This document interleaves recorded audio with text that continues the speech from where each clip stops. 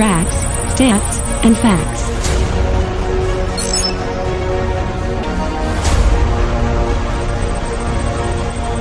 www.enterthedome.com.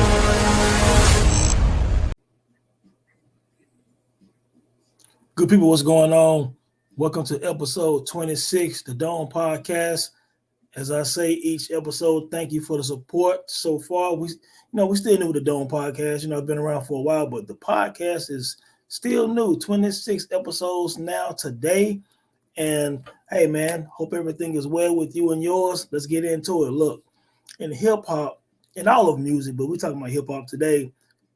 The importance of a dope intro and outro song is just so vital to complete a great project, great album.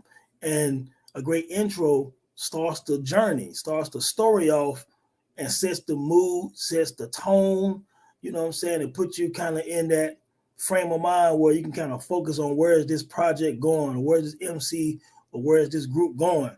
Now, a dope outro is also important because how does the story end? How does the adventure or the journey end? You know what I'm saying? So, and also overall sequencing of albums is very important. We know that, it's very important to have certain songs to follow and carry, the momentum, especially if it's like a story that's supposed to be followed. The album is kind of like set together like a Slick Rick, Great Adventures or something like that. But nevertheless, we're going to get right into, I jotted down earlier today, like 20 songs, 20 intro and 20 outro joints for albums.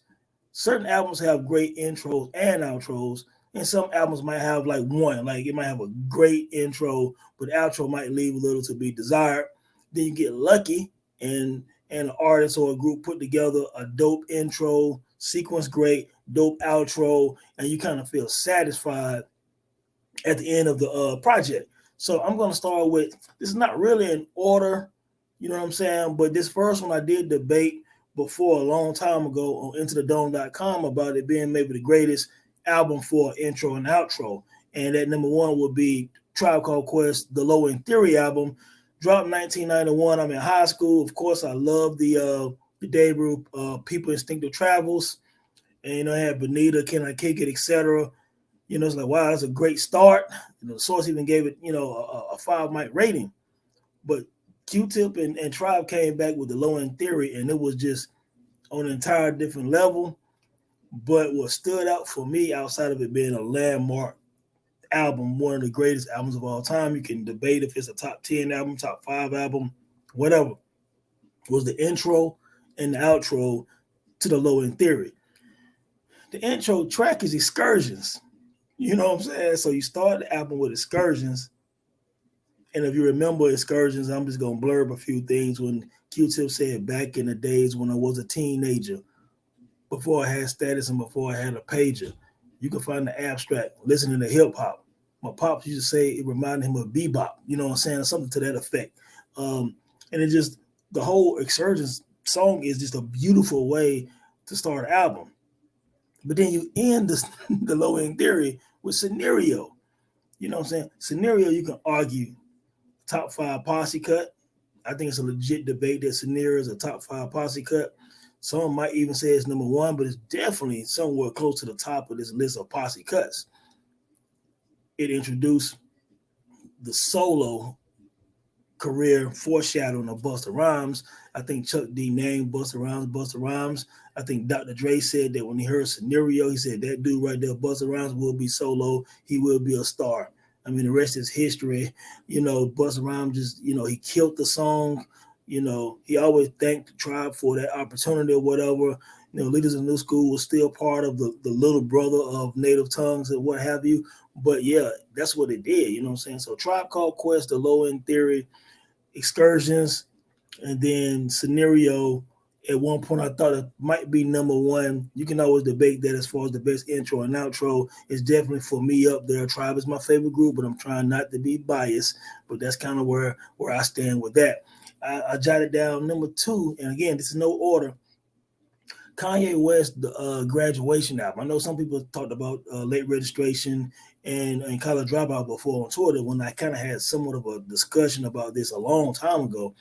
But man, I love the way Graduation was set up with Good Morning being the first song. To me, it's a feel good song. It's like a reintroduction of Kanye after the first two albums. You know, it's a great vibe.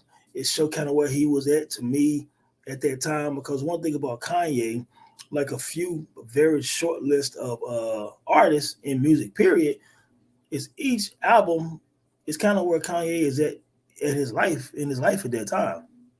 So Graduation, Good Morning was for me was a brilliant intro to an album, and then he ended it with Big Brother, of course, the dedication song to Jay-Z. You know what I'm saying? He talked about kind of the struggle of getting respect and getting love from Jay-Z and from Rockefeller, and how they looked at Bings and other people, and it's kind of like, hey, this dude really a producer, but he followed behind Jay. He trying to learn, even trying to challenge him. You know what I'm saying? And be inspired by him. So I felt like Graduation did a good job, man, with the intro and outro. And of course, the album is also sequenced well, also. And I always said that Graduation was my favorite Kanye West album. I think it's the best one. No filler for me outside of Drunk Hot Girls or whatever with him and Mos Def. It still baffles me that I'm sure he had a lot of other songs that was recorded for Graduation that could have went in that spot, but it didn't. Maybe it would have been better if Mos Def and Kanye would have actually did a verse or two for the song. But nevertheless, it's an amazing album, amazing intro and outro. And again, this is not a list, but in terms of greatest. But I thought that Graduation deserved a nod in that. You know what I'm saying? And again, I'm really big on how a story is told within the album because I'm a Slick Rick and Ice Cube fan too. And a Nas fan, obviously, with stories and things of that nature. You already know that Nas is my favorite MC, so I like stories. Jay-Z is probably pound for pound the king of intro and outros. You know what I'm saying? Like, he always, you'd be hard pressed to find a Jay-Z album that didn't have a dope intro and a pretty dope outro. You know what I'm saying? So Volume 3 comes to mind first because the Hova song intro, it bangs out, and then the Hova outro, and then it's also an alternative version as well as that. And then also, of course, with Jay-Z, the Dynasty album, you know what I'm saying, intro, the theme song to The Sopranos. I mean, you can argue that's one of Jay-Z's best lyrical performances since Reasonable Doubt. Dynasty is like 2000.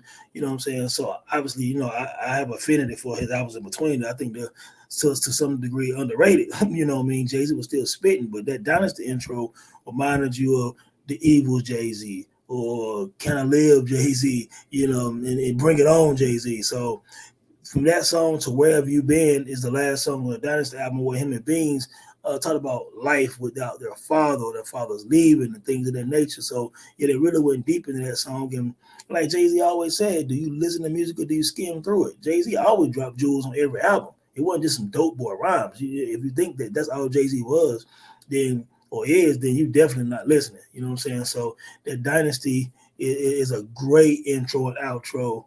Because most people just talk about the Dynasty intro, but you forget that What Have You Been is one of Jay-Z deeper songs. It kind of, just like when the intro to The Blueprint, The Ruler's back into My Mama Love Me. You know what I'm saying? You got Dynasty talking about his dad leaving, but then on The Blueprint talking about, his mom being there for him and his mama loving him. You know what I'm saying? So Jay-Z definitely can be introspective on his intro and outro tracks, man. I think he doesn't get enough props for that. You can kind of look at a lot, you got Regrets. On Volume 1 is a great outro. You know what I'm saying? Of course, the intro, with Primo, it's just a dope intro to Volume 1, but Regrets is an ill outro. You know what I'm saying? That's not even on my list, but I'm just saying that that's a dope intro outro with Volume 1. You know what I'm saying? Now, shout out to my guy Vague because, we did 60 plus episodes on another podcast called That Time in Hip Hop. And the first episode was about Only Built for Cuban Links. And I look at this album like Only Built for Cuban Links, Striving for Perfection is like the perfect you know what I'm saying, intro to an album that's already set up like a movie anyway. You know, Cuban Links is like a mafia movie to me. You know what I'm saying, with RZA being the director and Ghost and Ray, of course, being the star and the co-star, etc. But Striving for Perfection is them guys talking and like, yo, no more of that, no more of this, man. We're trying to do the right thing, whatever. Then it goes into Knuckleheads. You know what I'm saying? Dope intro, dope first song to the album. Then it take you through that story of Cuban Links, you know what I'm saying? That like Casino, that Godfather, you know, the Bronx Tale. You know, that's just how I feel going through Only Bit for Cuban Links leading up to North Star. It's like, damn, you look good, baby. You know what I'm saying? Like the dude always he talked on part 2 also on the Bit for Cuban Links. But this be the Wu-Tang production, you know, Raekwon ended Cuban Links. It was cinematic. It's probably one of the most cinematic endings to a hip-hop album. You know what I'm saying? So, yeah, Striving for Perfection to Knuckleheads to, you know, North Star, man. Another great one, man. What else I have up here? That's like 4 right there. Stillmatic, you know, Nas always good at ending albums, but the Stillmatic intro was, I don't know, it was kind of like Nas victory lap almost, you know what I'm saying? And a reminder that, look, I'm still Nasty Nas, I'm back, it's Stillmatic, you know what I'm saying? So I think this after several freestyles and other joints that he had released against Jay-Z, and you know, the battle was on. You know, Takeover had dropped already, the Blueprint had dropped already. Jay-Z was at the apex of his career at the time, and then Nas dropped, you know, Ether, and then Stillmatic drops, and you know, the intro is what it is. You know what I'm saying? So you have the intro, and then you have Every Ghetto. And I believe that Every Ghetto is probably one of his more underrated songs. Very lyrical, dope beat, and it's really not talked about as much in Nas' discography as it should be. So Stillmatic did a great job with the intro and outro. So that's 5 right there. Biggie was also great with this. Ready to Die is kind of like a diary. The album is set up like a diary. Of course, the intro is him being born in the hospital. Then you go into Things Done Changed, talking about his childhood and growing up. Into the last track on the album is, of course, Suicide Thoughts. Puff is on the phone trying to talk him out of killing himself. It's a very ill joint. Few songs remind me of that. Pharoah Monch had a song called Trilogy, you know what I'm saying, that was ill about his wife cheating on him and stuff like that. It kind of remind you of Nas' Undying Love on I Am. You know what I'm saying? You can actually add I Am to the equation too. You know what I'm saying? But Ready to Die was kind of like a diary / suicide note. And to start with your birth and end with you killing yourself, Ready to Die, the title of the album, the title song, also fits the intro and outro. I would probably say I had to add that. If I was ranking, that would have to be in the top 3 because it's called Ready to Die. You got the birth, you got the death, the suicide.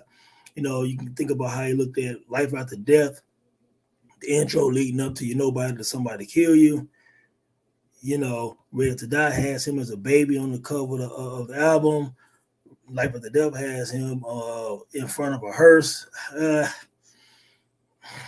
have an episode of the Dome podcast also called Speaking Death in Your Lyrics, man, and in your rhymes. And, you know, you got to check that episode out, man, for some details on that, man. Going into number 7, Outkast, Aquemini, Return to G is, for me, Outkast challenging anyone who doubted them on Southern Playalistic and ATLiens. They're basically saying, we ain't breaking up. If you want some, we here. We lyrical, we'll tear you apart. You know what I'm saying? Like Outkast is really challenging cats. You know what I'm saying? On the Return of the G. Then, of course, you end the album with Chunky Fire. And that also has that little excerpt from the 95 Source Awards when Andre was like, I'm tired of folks, you know what I'm saying? Close-minded folks, and you don't want to hear demo, whatever. The South got something to say. You know what I'm saying? And like I said the other day on Twitter, you put Andre 3000 lines up against y'all hip-hop Twitter favorite Jadakiss right now, let's talk about it. You know what I'm saying? Andre got some of the greatest verses in hip-hop history. He got one of the dopest flows. He's one of the most gifted in hip-hop history. Just like the episode I did about the Enigmas with Andre 3000, Mos Def, and Lauryn Hill. he's one of the greatest MCs in terms of talent. So yeah, we're not gonna diss him like that. But that's what he was doing on Chunky Fire. But let's stay on Outkast for a minute. Well, I got them laid on the list, so we'll get back to Outkast. As a matter of fact, we'll get back to them. Midnight Marauders. You know what I'm saying? The intro, Steve Biko going into Lyrics to Go. Midnight Marauders is my favorite album in hip hop. It's a flawless album. Steve Biko's a dope first track. Of course, it's the talking and stuff in the intro, and then you end with Lyrics to Go. What else can I say? Lyrics to Go is one of the greatest rap songs I've ever heard personally. It's the perfect ending to a perfect album. I don't think I need to say much. Tribe Called Quest was batting 1,000 at the time. You follow the low end theory with the Midnight Marauders. That's why even as dope as the Beats, Rhymes, of Life is, and Dilla is all over it, and y'all say y'all love Jay Dilla. Jay Dilla is all over Beats, Rhymes, of Life. You know what I'm saying? Midnight Marauders was so good that people felt like Beats, Rhymes, of Life was a letdown. But I challenge you to go back and listen to Beats, Rhymes, of Life now. Nevertheless, man, Midnight Marauders is on here at 8. Oh, look, 9 is something. Meek Mill's Dreams and Nightmares intro. Man, Meek Mill, that might be his greatest performance on the mic. He started out really calm, then he got hype at some point in that intro, and he was just spitting flames, man. And it felt like this was a time where it wasn't just some flossing or just trying to speak that Philly joint. He was really, there was a lot of passion in that intro to Dreams and Nightmares, man. And it's probably one of the best hip-hop intros to an album of this generation. You know what I'm saying? When I say this generation, I mean the last 10, 15 years, I think Meek Mill is right there at the top with that Dreams and Nightmare joint. What did he say on that joint too, man? Something like, I used to pray for times like this, to rhyme like this. You know what I'm saying? So yeah, man, I jotted him down at 9. I did talk about this at 10, Blueprint. We did talk about that Mama's Love Me, so we'll go past that. The intro to Bone E9 1999 Eternal, man, that introduction is amazing, man. Like, I would say that's one of the best intros to an album that I remember. You know what I'm saying? Like, Bone Thugs killed that joint, man. And look, I'm a big Bone Thug fan anyway, but that introduction, that joint is incredible to me. You know what I'm saying? It set the mood, it set the tone of the album, and that's really all you can ask for, man. Like it gives you a certain energy and feel. Man, it almost make your hair and your arms stand up, man. Kind of like Big Pun Beware. You know what I'm saying? Like when Beware come on, well, first of all, that little jump from that show, from that movie, I forgot the name of that movie, like Bang, Bang, Bang, Punisher will kill you, all that, or the little kids, man. Like Punisher, man, he's talking about the Punisher, you know what I'm saying? I forgot the movie Fresh. The movie Fresh, them kids was talking and stuff at the beginning from the movie Fresh, and it goes into Beware. You know what I'm saying? Beware is one of the greatest rap intros ever. Lyrical performances, everything beat, whatever. And then you end with that parental advice, whatever. And so that was dope too. You know what I'm saying? Now, one of my personal favorites, y'all feel me on this, and we've been talking about this a little bit on Twitter. OC is one of my favorite MCs. Word Life and Jewels are incredible albums, but Jewels, man, had the joint, of course, the Primo joint intro, My World, where he just set the album off flawlessly. You know what I'm saying? And then he ended Jewels with the title track Jewels, produced by Lord Finesse, one of my favorite Lord Finesse beats. Lord Finesse is an underrated producer. Also, you need to check his list of songs out. But Jewel's title track is the perfect way to end the album. One of the best endings to a hip-hop album I've ever heard. OC, Jewel's title track, and of course the intro and first track, My World. Stellar joints. Primo killed it. Primo did a few songs on there. One of the hip-hop Twitter favorites on there, of course, was Big L. I think Pharrell Munch, Organized Confusion on there. Bumpy Knuckles on there. Freddie Fox. It's just an amazing album. Dropped in 1997. OC Jewels, one of my favorite albums of 1997.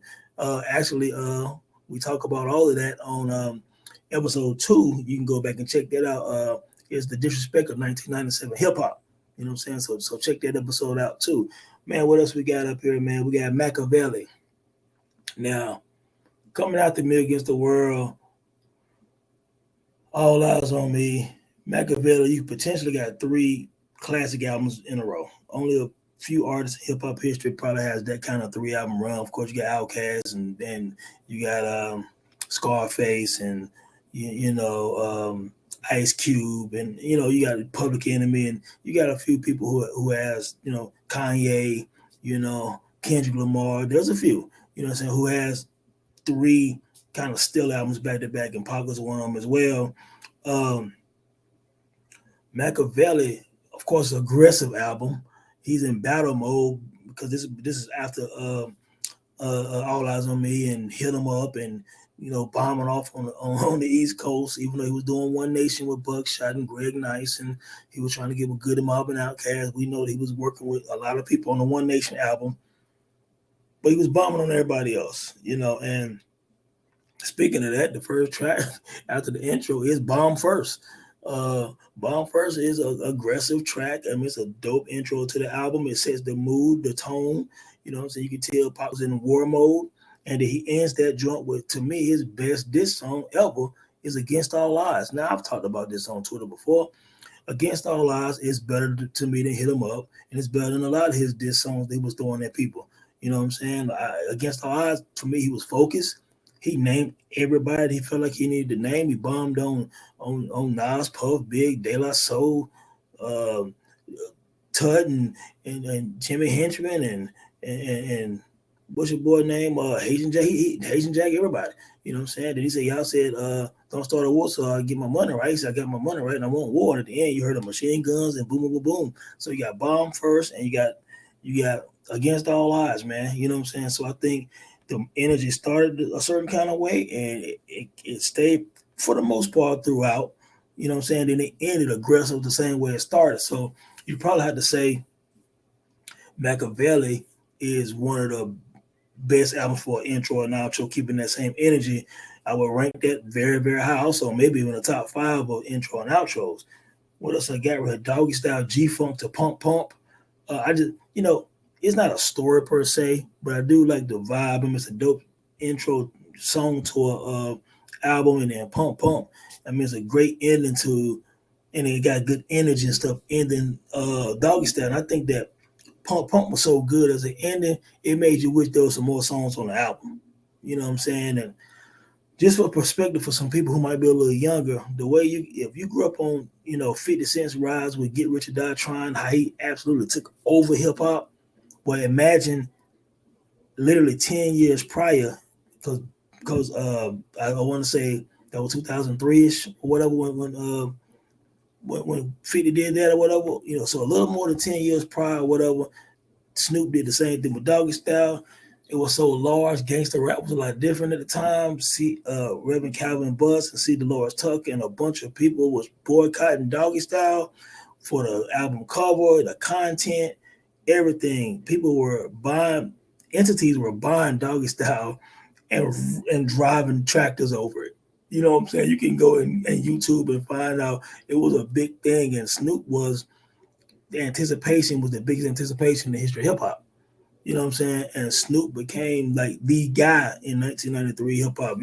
From being on the Chronic as the star MC to Doggy Style, like I said, Pump Pump was so ill at the end, you wish that he had like 3 more songs on the album, man. So that's just another one I wanted to bring up, man, because it started and ended so dope. Now, like I said earlier, Ice Cube did what Pac did on Machiavelli with the death certificate, because Cube had Wrong Nigga to F With as the first song. Wrong Nigga to F With is the first song, and the last song is the bonus track is No Vaseline. You know what I'm saying? How you end your album with No Vaseline, man? That's nuts, man, because you got to think. He said I'm the wrong nigga to F with. Then at the end, okay, so NWA, y'all keep poking at me, man. You know what I'm saying? Because they had that Benedict Arnold, they said calling them that, and that 100 Miles of Running EP and all that. And MC Ren was going at Ice Cube. You know what I'm saying? So if Ice Cube wasn't Ice Cube, they would have buried Ice Cube with real niggas. You know what I'm saying? But he came back to No Vaseline. You know what I'm saying? And he smashed on NWA. And what can you say? Your outro is a song that smashed the most controversial group at the time. They were never the same after that. You know what I'm saying? And they missed Ice Cube because, when Niggas for Life came out, the gangster consciousness that you heard on Straight Outta Compton, you didn't really hear that anymore on Niggas for Life. I mean, the production was amazing. Dre was production was crazy, but the subject matter just wasn't the same no more. It was just too out of the ordinary. It was just too over the top. I mean, it was just crazy. But nevertheless, Q, man, wrong nigga to F with, no Vaseline, man. Where we at now? Man, listen to this. Now, this is another one that you have to look at and say, it's up there. Slick Rick, Great Adventures of Slick Rick. He has Lick the Balls. No, Treat Like a Prostitute is the first song, and Lick the Balls is the outro. Hey, man, that's the ruler. You know what I'm saying? Y'all peasants don't get it. You know what I'm saying? He's saying, yo, Treat Like a Prostitute and enter that drawer with Lick the Balls, man. That's crazy. I don't think a lot of people remember that, man, but Slick Rick was wrong. You know what I'm saying? Like, don't just think it was just children's story. You know what I'm saying? Like, nah, that was the single, man. Slick Rick was about that life too, man. But that's another whole story for another whole day, man. Now we down to, man, look. Rest in peace, DMX, man. It's dark and hell is hot, man. Like, what can you say, man, about the intro, and then he ends the joint outro with the joint with the locks. But what's funny is when Jay-Z recently, several months ago, was telling the story about when him and DMX was on tour, and when he was sitting on the sideline waiting because he was going to close out on the show, DMX went on before him. And he said when that damn intro came on, he said the whole roof felt like it was shaking. You know what I'm saying? And then he said he goes into 1, 2, 1, 2 with the gun. You know, he did his joint or whatever. And then he goes through that with the fellas. Then he does the songs for the chicks. He does all this kind of other joints. And then he ends with a prayer. You know what I'm saying? And then Jay-Z like, oh, I got to come out to that. And it's like, well, now it's your turn. You know what I'm saying? But that's because it's dark and hell is hot. You know, that intro is monstrous. Probably one of the best intros to an album. And you use that same intro. It's so hype and epic that he used that on the Hard Knock Life tour as his first song coming out on stage. You know what I'm saying? That's how ill that was. Now I said earlier we was going to get the Outkast again. Outkast did a number, man, on ATLians, man. You got to think the intro is You May Die. You know what I'm saying? Like the singing is deep. So you got You May Die as the first intro. It's not the song, but it's the intro to the album. And at the end, you got 13th Floor Growing Old. So You May Die, and then ends with 13th Floor and Growing Old. You know, that ending, and that was the vibe of Organized Noise too, because that ending reminds you of Good Em Up Soul Food. That's not even on this list. When you have that prayer, that Lord is so hard living this life. You know, get the intro to Good Em Up, and then you have the last track on Soul Food. You know what I'm saying? So, and that joint is The Day After, if I'm not mistaken. It's deep. It's incredible. It's incredible. Man, I got Common's B album. Common came back, of course, with Kanye, man, with that B album, man. And I'm gonna tell you, it was 10 songs short to the point. That was like his Illmatic, you know what I'm saying? Like B intro, I want to be free as the spirit of those who left. I'm talking Malcolm, Coltrane, my man, Yousef. You know what I'm saying? Like he killed the intro, and then you end that joint with It's Your World. It's Your World, for me, solidified Common as one of the top 20 greatest MCs of all time. His discography shows he also is a b-boy. He can freestyle, he can break dance, he can perform. He got the discography. But It's Your World was so dope. I did a full episode on It's Your World and broke down the verses. You know what I'm saying? It's simply one of the greatest songs I ever heard in hip-hop. It's one of the greatest performances by a great MC. It's stellar. So you got B as an album with the intro and It's Your World. Absolutely incredible, man. Scarface, Last of a Dying Breed. Of course, you know what the intro is, etc. is dope. But this is about the outro. Last of a Dying Breed by Scarface. The outro is a song called In My Time. In My Time is one of the deepest, I don't want to say sad realities of our lives, and at the end of our life, his funeral, his family in the front row, how they're gonna remember him, everything, all the way down to the graveyard. I mean, Scarface, I wrote an article years ago on IntoTheDome.com called Scarface, the Grim Reaper of hip hop. You know what I'm saying? I never forget when I posted it and I tagged him, and I usually don't tag anybody in anything, but I was proud of that particular article. And I don't know if Scarface read it or not, but he retweeted it on his page, and then he started following me, and he's followed me ever since. We've never had an interaction. He didn't respond back to it. He just retweeted it and started following me. I assume he read it, and I hope he liked it, but I felt like I tried to capture the essence of him as an MC. And a lot of it was based, and I referenced that song in my time in the article, man. So, yeah, shout out to Scarface, man. But, yeah, he's always been known for a deep ending to an album, and his mood is his mood. You know what I'm saying? There's only one Scarface, and that's his mood, man. So yeah, but those are like 20 of the ones that I thought about. Now there are some random ones too. Hell on Earth for me, Animal Instinct was, when they said, yo, you remember we did on the Infamous album, we're gonna do it again. Laid up in the cut, watch this rap. You know how I go. I mean, I've been listening to Hell on Earth over the last year more than the Infamous. And Prodigy was just insane on Hell on Earth, and we talked about him recently on Twitter because we kind of felt like some people was disrespecting Prodigy. And of course on IntoTheDome.com, I have an article from years ago. I give my flowers, man. I don't just type stuff. It's called Prodigy, the Voice of New York. I recently retweeted again for people who might have missed it when I wrote it after he passed away. I wrote it as a dedication to him, the Voice of New York, because I always felt like Prodigy had one of the dopest voices. He reminded me like the Rakim with the voice, like P. You know what I'm saying? So, and speaking of that, Rakim did that song Hoodlum or whatever with Big Noah and Mobb Deep. You know what I'm saying? But nevertheless, Animal Instinct to Apostle Warning. Animal Instinct in the outro is Apostle Warning. Incredible, man. You know what I'm saying? I think I'd be remiss if I didn't mention Nas again as my favorite MC, of course. The intro to Illmatic was from Wild Style. You just at home doing this, you should be earning a medal. Stop effing around and be a man, And then, the whole intro to Illmatic, and then, of course, you end it with Large Professor's production, It Ain't Hard to Tell.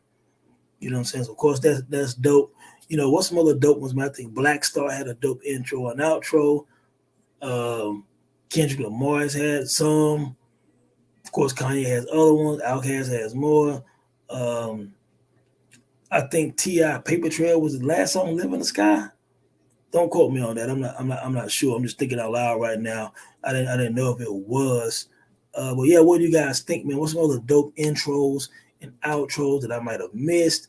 You know what I'm saying? What's your favorite ones, man? Please comment in the comment section. Please share this episode on your Twitter page if you like the content. Share any of the other ones if you like the content, man. If you don't, of course, just keep it moving. I understand that. I respect that. Hope you enjoyed this short one, man. 32 minutes, man. We out of here, baby. One love, man. Appreciate you taking the time to watch me, man. Subscribe as well if you like it. Thank you.